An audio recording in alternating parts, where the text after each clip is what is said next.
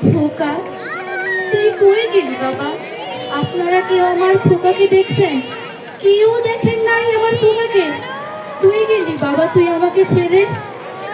সেই যে 1971 সালে সারা দেশে যুদ্ধ যুদ্ধ আর যুদ্ধ।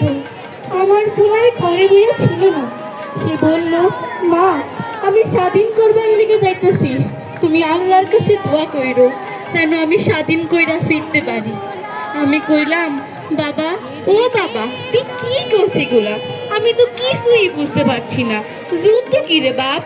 তখন আমার ফোলাই কইল, মা ওরা আমগো অধিকার সিনাইয়া নিতেছে, ওরা আমগো মায়েদের অধিকার ঠিকভাবে দিতেছে না মা, আমাদের ওই অধিকার আনতে হবে কাইরা। মা তুমি দোয়া কইরো আল্লাহর কাছে। আমি তো মেলা খুশি হইলাম, বললাম যা বাপ তুই যা, তুই দেশ স্বাধীন করবার লিগাছে।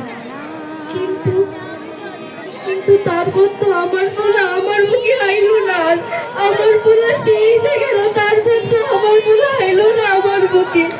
আমার পোলা ছাড়া তো আমার দুনিয়ায় আর কেউ নাই, আমি আমার পোলা ছাড়া কেমনে থাকবো?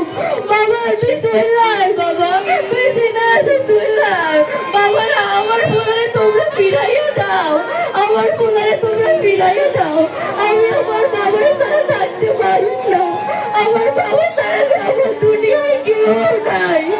বাবা মারে কষ্ট দিস না বাপ, বাপ তুই ফিরাই বাপ, আমার কাছে ফিরাই, মারে আর কষ্ট দিস না বাপ। ধন্যবাদ সবাই।